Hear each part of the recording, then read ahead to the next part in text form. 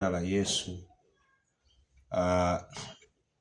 Mungu ametusaidia tena tukutane hapa, na kwa sababu zilizo nje ya uwezo wetu tumeweza kuchelewa kidogo, lakini ninaamini kwamba kila ambacho Mungu ametukusudia tutaweza kukipata kwa ajili ya utukufu wa Mungu. Kwa hiyo ni kuombe wewe ambaye uko hapa na unatufuatilia uweze kuendelea pamoja na sisi, na ninaamini Mungu atakusaidia na kukupa maarifa ambayo atakufaa na kukusaidia kwenye maisha yako. Na kabla hatujaendelea, pia unaweza ukawakaribisha watu wengine wakajoin na sisi tukaendelea kujifunza maneno ya Mungu. Changamoto ya kizazi chetu kwa wakati huu sio miujiza. Changamoto katika kizazi chetu ni neno la Mungu. Hatujapata wakati mwingi wa kulisikia neno, na katika kizazi chetu kuna njaa kubwa. Nataka niombe, alafu tutajifunza somo zuri sana ambalo Mungu ametupa, na specifically kwa wale vijana wenzangu. Baba, katika jina la Yesu tunakushukuru. Asante kwa ajili ya watu ambao wamekuwa wakifuatilia mafundisho ambao umekuwa mkiachilia kwenye madhabahu hii, ambao umetupa pia kuwahudumia watu ambao wako nje ya kuta 4 za kanisa la Masumbwe. Asante kwa ajili ya watazamaji ambao wamekuwa wakitufuatilia YouTube, Instagram, TikTok, Facebook na maeneo mengine. Asante kwa kuwa Mungu unakusudia kutusaidia. Tunakushukuru kwa uaminifu wako. Tunakushukuru kwa upendo wako. Sai Mungu, tunaomba lile neno ulilokusudia tena kuliachilia siku ya leo, uliachilie kwa ajili ya utukufu wako. Katika jina la Yesu tunaomba na kuamini. Amen.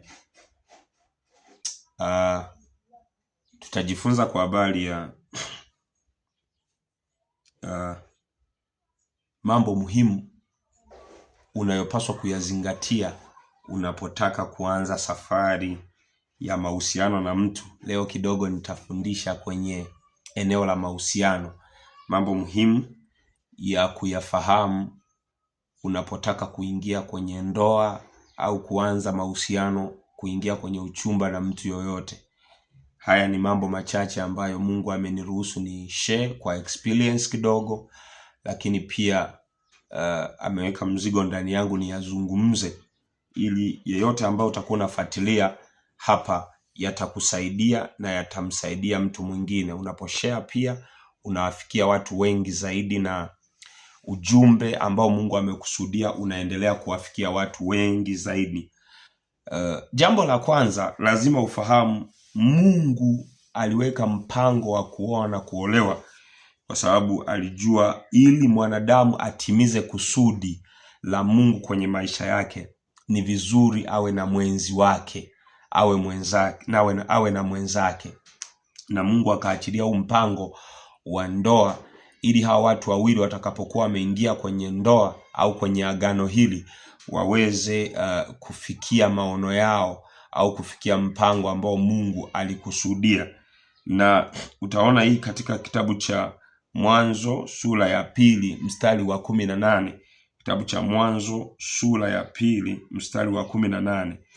Biblia inasema, hichi kitabu cha Mwanzo sura ya 2 na ule mstari wa 18. Biblia inasema kwamba si vema, Bwana Mungu akasema, si vema mtu huyu awe peke yake, nitamfanyia msaidizi wa kufanana naye. Mungu anaona baada ya kuwa ameumba, sio vizuri na sio vema mwanadamu kukaa pasipo mwenza au pasipokuwa na mwenzake. Akaona amtengenezee msaidizi, na huyu msaidizi ni wazo la Mungu, sio proposal ya Adamu. na Mungu alitaka hawa watu wawe wawili ili waweze kufikia mpango mzuri ambao yeye alikuwa ameuweka kwenye maisha yao. Aliona changamoto kwa mwanadamu kuishi peke yake kwenye ile bustani ya Eden. Akaona atengeneze mazingira mazuri ambayo atamfanya huyu mtu akae pasipokuwa na changamoto nyingine yoyote. Na ndio maana ukisoma hata kile kitabu cha Mhubiri ile sura ya 9 mstari wa 4, Mhubiri sura ya 9 mstari wa 4, Mhubiri 9:4 inasema Mhubiri sura ya 9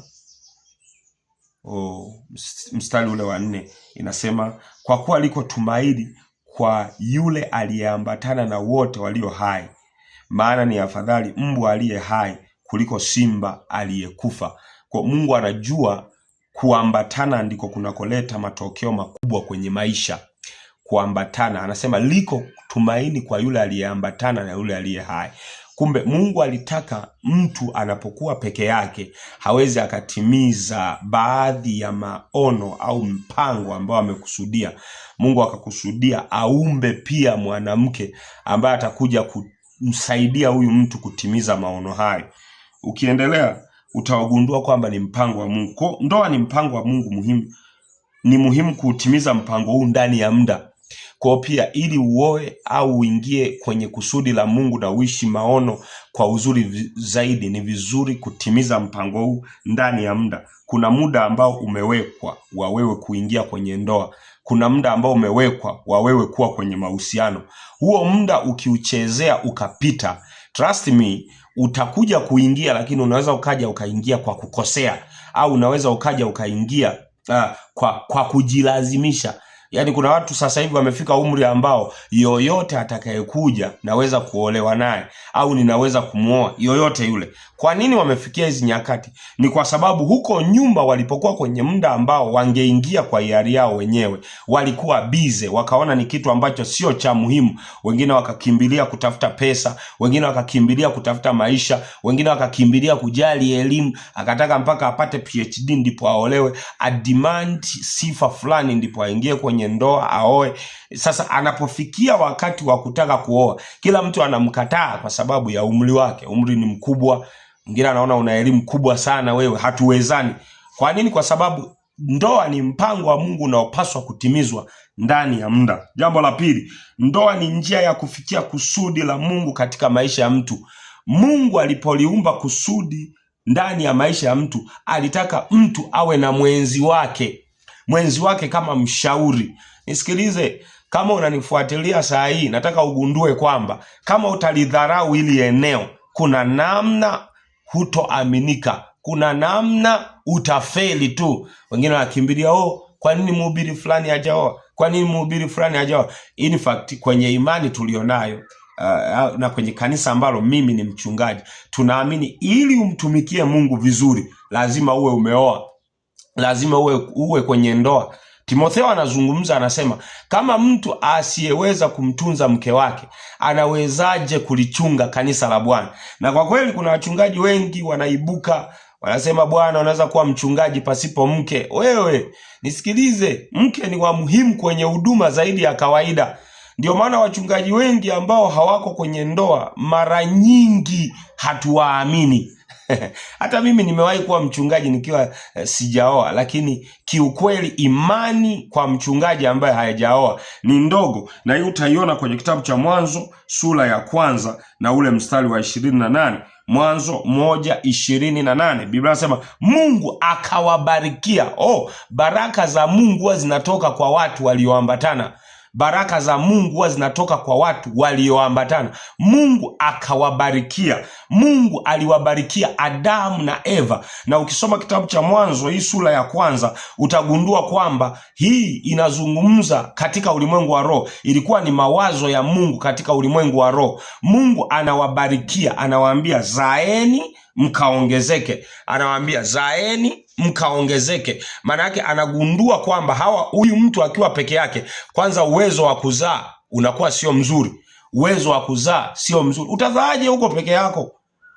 Utaongezekaje huko peke yako? Kuna namna Mungu ukimsikia kwenye eneo la kuoa, ukaingia kwenye ndoa ndani ya majira sahihi, hata kama hauna kazi, Mungu ataachilia mfumo fulani wa ugavi wa kiungu ambao utakuwezesha kumtunza mtoto wa watu. Anawaambia zaeni mkaongezeke, mkatiishe. Uwezi ukatiisha. Nisikilize binti unayenifuatilia hapa, una kazi kubwa sawa, lakini kama hujaolewa utazalaulika kazini, utatongozwa na kila mtu. Kila mtu atakutaka kwa sababu hauna ile utisho wa kimungu ndani yako. Utisho wa kimungu ndani yako utaletwa kwa maombi, utaletwa kwa maisha matakatifu, lakini pia utaletwa kwa ndoa.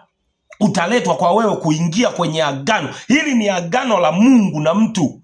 Mungu anamuumbia mtu ili atimize kusudi lilopo kwenye maisha yake ndani ya muda. Jambo la tatu, ndoa ni nini pastor? Ndoa ni mahali pekee ambapo Mungu alitaka alete ukamilifu wa mtu na utimilifu wa mtu.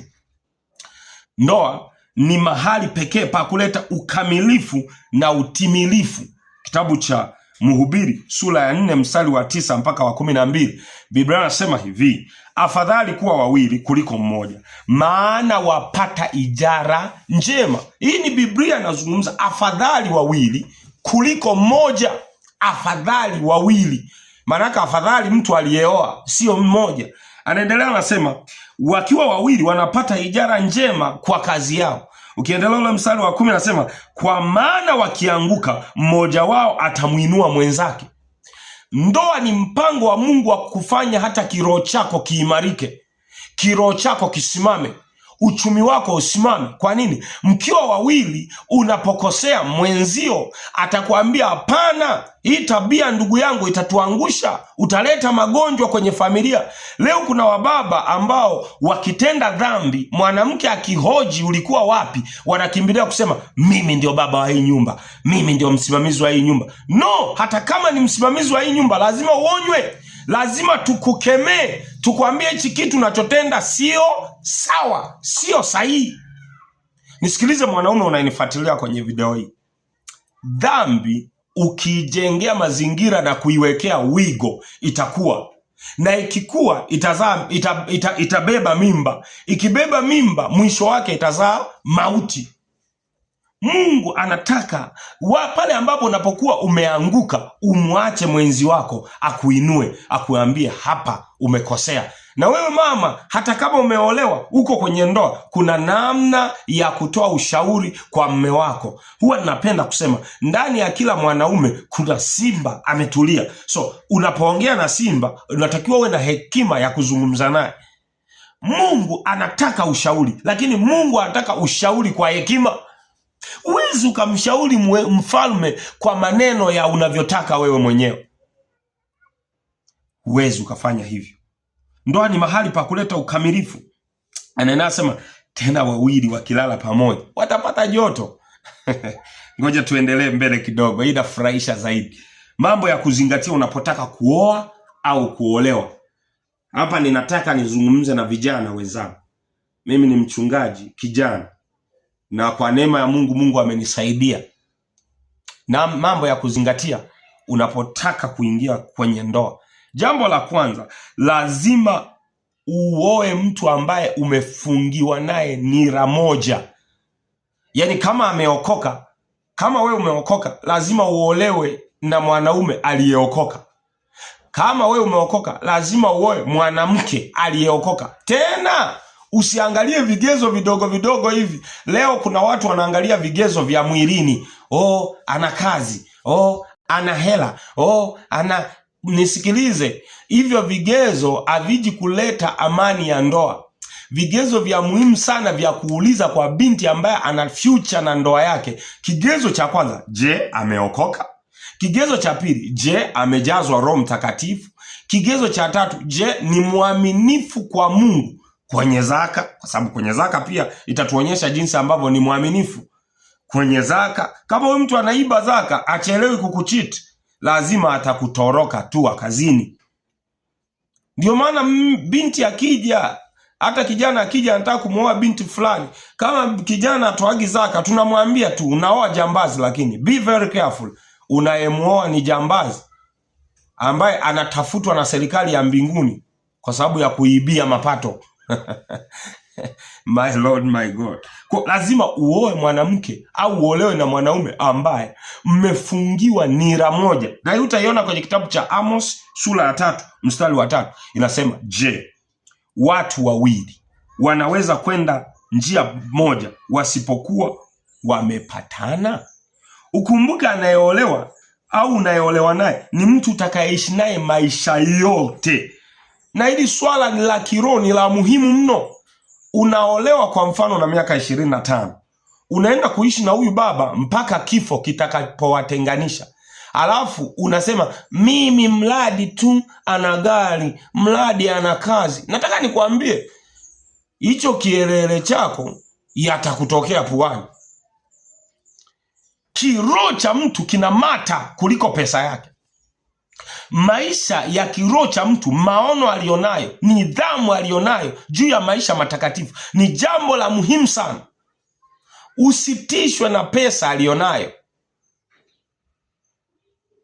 Wakorintho wa pili sura ya 6 mstari wa 14 inasema, msifungiwe nira pamoja na wasioamini. Wewe umeokoka, unaolewaje na mtu hajaokoka? Unaolewa na mpagani tu, mlevi, Muislamu tu, anakuoa alafu baadaye anaongeza na mke wa pili. Unaanza kuja, mchungaji, mume wangu amebadilika. Tulikuambia usioe, usifungiwe nira na mtu asiyeamini. Kama mbinguni hawaingii watu ambao hawajaolewa, basi olewa na mtu ambaye hajaokoka. Lakini kama mbinguni ni mbingu ya watu watakatifu, ni afadhali kwenda mbinguni hujaolewa kuliko kwenda jehanamu ukiwa umeolewa. Ni afadhali kwenda mbinguni ukiwa hujaolewa kuliko kuolewa na mtu ambaye sio sahihi. Jambo la pili au kigezo cha pili, kama unataka kuwa na ndoa nzuri baadaye, hakikisha unaoa au unaolewa na mtu ambaye unampenda na umevutiwa naye kwa macho. Kumekuwa na hizi tabia ambazo mabinti na vijana na wachungaji wanazifanya. Wanaweza wakakwambia usiolewe na fulani, usimuoe fulani. Halafu wakakuchagulia binti ambaye maybe wewe hujampenda. Labda binti ana masikio makubwa, wewe hujapenda masikio yake. Eti kwa sababu dadi amesema umuoe, wewe ukaamua kumuoa. Unamuoa binti ambaye kimsingi miguu yake hujavutiwa nayo. Tabia zake na mwenendo wake haufai kabisa. Lakini kwa sababu yeye anapelekaga hela nyingi kwa dadi, wewe ndio unasakiziwa umuoe huyo binti. Na dadi anakusakizia kwa sababu huyo binti amekaa muda mrefu kanisani kwa sababu ya tabia zake mbaya. Amekaa muda mrefu, lakini anatoaga fungu la 10 kubwa kwa mchungaji. Anatoaga na sadaka za upendo nyingi kwa mchungaji. So watu wanamjua tabia yake, amejaa kiburi. Kwa dadi anakuja kukusakizia wewe. Na wewe pasipo kuvutiwa wala nini, unaoa kwa kumuogopa dadi, unaolewa kwa kumuogopa dadi. Mungu akusaidie sana. Olewa na mtu ambaye una uwezo wa kusimama mbele ya watu ukasema, "Alo, huyu ni mke wangu. Alo, huyu ni mume wangu." Sio unaolewa na mtu ambaye ukisimama kumtambulisha sasa, jamani, kama mnavyoona niko na mwenzangu. Uko na mwenzako? Huyo sio kaka yako. Huyo ni mume wako. Mtambulishe vizuri. Kuna watu wako kwenye ndoa leo wanalia. Kuna watu wako kwenye ndoa leo wanateseka. Hawezi akaambatana na mke wake na mume wake barabarani. Hawezi hata akapiga naye picha. Kwa nini? Kwa sababu alilazimishwa. Mungu akusaidie sana, usiwe wewe kwa jina la Yesu Kristo. Lisiwe fungu lako hili kwa jina la Yesu. Mungu akuepushe. Uchague mtu mzuri. Na uzuri, mimi sizungumzi uzuri gani. Kuna wengine tunapenda weusi. Wewe kama unapenda weupe, oa mweupe. Kama unapenda wa kijani, oa wa kijani. Kama unapenda mrefu, oa mrefu. Kama unapenda mfupi, oa mfupi. Na wewe kama unapenda mwanaume mweusi, olewa na mweusi. Usitie huruma kwenye uchumba. Ni afadhali uchumba uliovunjika kuliko ndoa iliyovunjika. Kitabu cha Mwanzo sura ya 29 mstari wa 30. Mwanzo 29:30 inasema, akaingia kwa Raheli, naye akampenda Raheli kuliko Lea, akatumika kwa ajili yake miaka 7 mingine. Nisikilize binti ulioko hapo unanifuatilia. Kijana yoyote anayekupenda atatoa pesa au mahali pasipo changamoto yoyote. Ni nini mnaanza kuchangia mahali? Unataka kuolewa wewe, na wewe unatoa pesa ya mahali umpe mwanaume akakutolee mahali kwenu. Huyu Yakobo ni mfano wa watu ambao tunajifunza kwao. Alipompenda Raheli, alichunga miaka 7 mingine. Eti unaoa kiroho. Unaoa kiroho na unaoa kimwili. Chagua. Kwenye kuoa usitie huruma. Kuna watu wanasema nimetoka naye mbali. Umetoka naye mbali wapi? Umetoka mbali kuliko wazazi wake. Mtu kama ana tabia mbaya, mwambie unakojoa kitandani nimesikia. Na ikiwezekana asipobadilika umwache. Kuna watu wana tabia mbaya. Kanisani akisalimii, ni kijeuri, kinavaa nguo za hovyo, nguo zimekatika, kiko uchi kila wakati, alafu hicho ndicho unakuja kusakiziwa kiwe kimke chako. Nataka nikuambie utaambulia mabua. Biblia akampenda Raheli kuliko Lea, naye akatumika miaka 7 mingine. Unakuta ni kijana, siku 2 umesikia skendo, siku 3 umesikia skendo, siku 4 umesikia skendo. Alafu ndo huyo unaenda kusema nitambadilisha. Utambadilisha wewe? Amemshindwa Yesu, utamweza wewe? Kama Yesu ameshindwa kumbadilisha, utamweza? Hauwezi ukamweza mtu ambaye ameshindwa na yale mapigo ya Yesu pale msalabani. Yesu alitubuliwa, akateswa, akaangamizwa kwa ajili ya machozi yetu, kwa ajili ya dhambi zetu. Na mtu hazingatii yale mateso aliyoyatoa Yesu pale msalabani, anakuja kukuoa wewe, na unajua huyu mtu sio mwadilifu, hana nidhamu kwenye mwenendo, matendo, usemi, usafi. Huyu mtu ndo anakuoa. Ni mchafu huyo, afuagi, anakula viporo. Unamuoa huyo awe mke wako wa ndoa, awe mama watoto wako. Trust me, you will suffer consequence. Lazima uolewe na mtu unayempenda, utupunguzie kelele. Mchungaji, unajua mimi nina mapito. Una mtu ambaye umpendi. Hamna, una mtu ambaye umpendi. Leo kumekuwa na vitisho sana kwenye jamii zetu. Hata huku mtandaoni ukipita utaona, kuwa makini, wanaume wale, wanaume ni wale. Huyo anayezungumza hivyo mara nyingi ni watu walioachika, na waliachika kwa sababu walioana kinyemera. Kuna watu wengi wanashauri ndoa na walioana kinyemera. Wewe unanyang'anya mme wa mtu unaolewa naye. Huyo mwanaume uliyemkuta alikuwa ameoa na wameshindwa kuelewana na mke wake. Alafu wewe unajiingiza pale. Unajiona unajua sana kunengua Unajiona wewe ni mjuzi wa mambo. Wasema mimi nitamtuliza, nitamweka hapa. Tulia sasa. Tulia. Itafahamika. Kama ni wa Bwana atatulia, lakini kama sio wa Bwana tutasikia kelele nyingi sana. Jambo la 3. Ngoja nikusomee kitabu kingine hapa. Kitabu cha Mwanzo sura ya 34 mstari wa 3. Inasema, moyo wake ukaambatana na Dina binti Yakobo, akampenda huyu msichana, akasema na huyu msichana kwa maneno mazuri. Sio vibaya kuoa mwanamke mzuri wa uso, na uzuri wa uso unategemeana. Ndio maana utakuta mtu ameoa mwanamke anakengeza, lakini yeye ameridhika, amevutiwa, amezimia, umwambii kitu. Uzuri wa uso wa mtu uko machoni pa mtu mwenyewe. Pastor, mke wako ni mzuri? Kwangu mimi ni mzuri, ila kwako anaweza kuwa mbaya. Tusipigane mawe, mtumishi wa Bwana. Kuna wengine wanapenda wanene, kuna wengine wanapenda wembamba. Wewe chagua kulingana na hali ya moyo wako. Yesu atusaidie sana. Kigezo cha tatu, unapotaka kuoa, olewa au oa na mtu mwenye maono na ndoto ndani yake. Usiolewe tu na mwanamke au ukaolewa tu na mwanaume. Awe na maono ambayo ameshawahi kuyaweka wazi mbele yako. Kwa sababu mwanamke unapoolewa, wewe ni unaenda kuwa msaidizi wa maono ya mwanaume. Na wewe mwanaume lazima ujue kuna wanawake wana maono. Hata kwenye Biblia kuna wanawake waliandikwa kwa sababu walikuwa na maono yao private. Mfano Debora anamwambia Sisera, huu ufalme na huu ushindi mara hii hautakuwa kwenye mikono ya mwanaume, utakuwa kwenye mikono ya mwanamke. Sasa kama unaoa mwanamke mwenye maono, ujue unapaswa kwenda kuwa chini ya huyo mwanamke. Ndio utakuta mwanamke ni mchungaji na mwanaume ni mchungaji. Tunakuwaje na wachungaji wawili? Tunakuwaje na wachungaji wawili? Mwanamke anaongea hivi na mwanaume anaongea hivi. Mwanamke anaongea hivi. Ndio maana kuna makanisa usipokuwa makini, kwa wachungaji wenzangu nataka nishauri, usipokuwa makini ukioa mwanamke mwenye maono, naye ataanza kuzalisha kanisa ndani ya kanisa. Utasema hivi na yeye atasema hivi. Utasema hivi na atasema hivi. Lazima ujitazame. Kama una maono ambayo ni makubwa, oa mwanamke ambaye maono yake yatakuja kulink kwenye maono yako na akusaidie kusukuma kazi. Ngoja nikuonyeshe hapa. Kitabu cha Samueli wa kwanza sura ya 18 mstari wa 19 na 20. Lakini ikawa wakati ule ilipopasa Daudi apewe Merabu binti Sauli, aliolewa na Adrieli Mmehorathi. Walakini Mikali binti Sauli alimpenda Daudi, watu wakamwambia Sauli na neno hilo likampendeza. Daudi alikuwa ni mtu mwenye maono tu.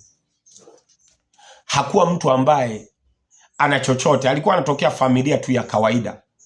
Nisikilize binti unayenifuatilia hapa. Ni afadhali uolewe na mwanaume mwenye maono kuliko mwanaume mwenye mshahara, kuliko mwanaume mwenye pesa. Pesa uisha.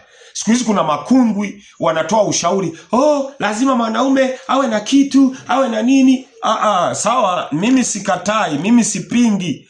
Lakini nachotaka kusema hivi, kazi, pesa sio kipaumbele kwenye hii field. Mimi nasema sio kipaumbele. Mtu mwenye maono, siku maono yake yakifikia, nataka nikwambie, utajishukuru kumkubalia. Nataka nikupe ushuhuda huu. Tulipokuwa chuo kikuu tunasoma, mimi tuna mke wangu, tatolea mshuhuda. Sipendagi kutoleaga hizi shuhuda kwa watu wa mtandao. Na in fact wewe unanifuatilia utakuwa shahidi kwamba yamkini hata hujawahi kumuona mke wangu mimi nimemposti mtandaoni. No, sipendi tu. Tulifundwa hivyo, na ukizingatia si mimi ni Msukuma pia. Lazima nikwambie mimi ni Msukuma. Sipendagi haya mambo kidogo. So tukiwa chuoni, mimi nilikuwa na maisha fulani hivi magumu. Cha kutumaini sina. Sikuwa na mbele wala nyuma kama wanavyosema watu siku hizi. Na mke wangu ninaishi naye sasa, alikuwa analifahamu hilo.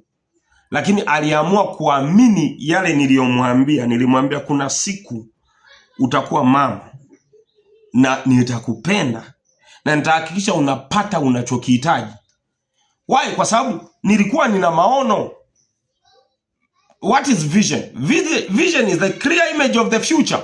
Ni picha halisi ya mbele ambako mtu anaenda. Maono ni picha ya mbele ya mtu anakoenda. Na baraka za mtu ziko mbele, haziko nyuma. Shida yako unaangalia yanaonekana sasa hivi. Biblia inasema msiangalie mambo yanayoonekana, kwa sababu hayo ni ya kitambo tu, bali yasiyoonekana. Mungu akupe neema. Mungu akusaidie. Mungu akutie nguvu. Usiyatazame mambo yanaonekana kwa macho haya. Haya yanaonekana kwa muda tu. Unaweza ukaolewa na mtu leo ana pesa, lakini kesho akawa hana pesa. Jambo la 4 na la mwisho.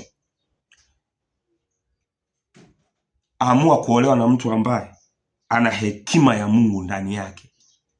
Oa au olewa na mtu ambaye ana hekima ya Mungu ndani yake. Kitabu cha Yakobo 3:13 nasema, nani mwenye hekima na ufahamu aonyeshe kazi zake kwa mwenendo wake mzuri katikati ya upole na hekima. Inaendelea nasema, mkiwa na uchungu mioyoni mwenu msiseme uongo na kujisifu juu ya kweli, kwa kuwa hekima hiyo sio itokayo juu kwa Bwana, bali ni ya dunia, binadamu na shetani.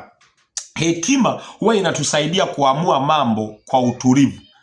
Mtu ambaye utafanikiwa kuingia kwenye ndoa na mwanamke au mwanaume ambaye hana hekima, kama mmoja, ndoa ikiwa na watu wawili, mmoja ana hekima, mwingine hana hekima, hii ndoa itaendelea. Lakini watu wawili wasiokuwa na hekima wakiingia kwenye ndoa, tutegemee kuamua ugomvi kila siku. Na Mungu hapendi migogoro hii kwenye ndoa, kwa sababu ndoa iliundwa iwe paradiso ndogo. Watu wakae kwa kufurahiana, watu wakae kwa kupendana, watu wakae kwa migongano itakuwepo kwenye ndoa, purukushani zitakuwepo kwenye ndoa, kupishana kutakuwepo kwenye ndoa, lakini hekima ya Mungu itasaidia kuyaseto haya mambo yote, itasaidia kuyatuliza. Hekima ya Mungu ndio inawaleta watu pamoja. Hekima ya Mungu ndio inamsaidia mtu aone huu udhaifu ambao huyu ndugu yangu anao ni udhaifu unaoweza kubebeka. Kuna udhaifu kwenye ndoa wa mtu. Mfano, umeoa mwanamke ambaye hafanyi mambo yake haraka, slow, anafanya taratibu. Unamwamsha saa 12 anamaliza kujiandaa saa 3. Ni madhaifu ya taratibu tu, tutavumilia na tunaishi naye. Hekima ya Mungu lakini ukioa mwanamke au ukiolewa na mwanaume ambaye hana hekima, jambo dogo, ndugu wote wa mume na wa mke na majirani na wapenzi watazamaji wameshajua tatizo lako. Hekima isipokuwepo, makelele yanakuwepo ndani ya nyumba. Hekima isipokuwepo, fujo zinakuwepo ndani ya nyumba. Kwa nini? Kwa sababu ulichagua mtu ambaye hana hekima. Mungu akusaidie unapofanya maamuzi, ufanye maamuzi yaliyo mema. Leo niliamua kukidedicate kipindi hiki kwa ajili ya vijana wenzangu, mabinti ambao mnafikia kwenye umri wa kuoa na kuolewa, na unawaza vigezo vipi vinaweza kunisaidia. Hivyo ni vigezo vichache ambavyo nimevileta kwako na nitavisamalize haraka. Vigezo ambavyo vitakusaidia kupata mtu sahihi. Jambo la kwanza, lazima umpate mtu mliyefungiwa naye nira moja, aliyeokoka. Kigezo cha pili, au olewa na mtu unayempenda na anayevutia kwa macho. Umpende, macho yako na moyo wako uridhike. Uwe na ujasiri wa kusema mbele za watu, nimeoa mwanamke mzuri, nimeolewa na handsome. Sio kama unasema nimeolewa na mwenzangu. Jambo la tatu, olewa au oa na mtu mwenye maono ndani yake au ndoto kubwa ndani yake. Na jambo la 4, olewa au oa mtu ambaye ana hekima ya Mungu ndani yake. Nataka nikuombee. Baba, katika jina la Yesu, asante kwa ajili ya fursa ya kuyaleta maneno ya uzima kwa mtoto wako ananifuatilia saa hii. Roho Mtakatifu, kila wakati unapolituma neno, unalituma neno ili tuponye kutoka katika maangamizi. Na umetusaidia leo kwa habari ya vigezo muhimu kwa mtu ambaye anataka kuingia kwenye mahusiano na kuelekea kwenye ndoa. Bwana, tunaomba uwasaidie vijana wote ambao hawajaoa na kuolewa. Uwasaidie kuwapatia mwenza wao sahihi wa ndoa ambaye watakaa naye na kuishi naye kwenye maisha yake yaliyosalia. Na kila mmoja anayefuatilia, Bwana, neema yako isipunguke kwenye maisha yake. Atakapofikia wakati wa kufanya maamuzi ya kuingia kwenye ndoa takatifu, Mungu umsaidie kufanya kwa usahihi pasipo kukosea. Na wale ambao Bwana wapo kwenye ndoa, tunawaombea neema. Kama ndoa zao zina changamoto kwenye eneo lolote, Mungu tunaomba amani yako ipitayo amani zote ikaingilie kati ndoa zao na kuleta amani. Katika jina la Yesu, nguvu zako ziwafuate na kuwasaidia mahali alipo, maana nguvu zako hazina mpaka na hazizuiliwi na jambo lolote. Asante Roho Mtakatifu kwa kuwa umetuhudumia tena mchana wa leo, kwa kuwa wewe ni Mungu usiyokuwa na mipaka na umbali wowote. Ninamwombea mtazamaji wangu huyu, umbariki anapoendelea kufuatilia vipindi vyetu vingine kutokea mahali hapa, na umbariki na kumuinua katika jina la thamani la Yesu. Amen. Napenda niendelee kukukaribisha uendelee kufuatilia page zetu kwa ajili ya mafundisho ya neno la Mungu. Kule YouTube tunao masomo mazuri ya neno la Mungu. Utatupata kwa majina ya Pastor Joshua Julius Luchemba, lakini pia Instagram Pastor Joshua Luchemba, TikTok Pastor Joshua Luchemba na Facebook Pastor Luchemba. Lakini pia nikukaribishe wewe uliyeko Masumbwe, karibu sana. Tunapatikana mtaa wa California, nyuma ya uwanja wa Maganga, kanisa letu la EAGT. Mungu akubariki mpaka wakati mwingine tena. Amen.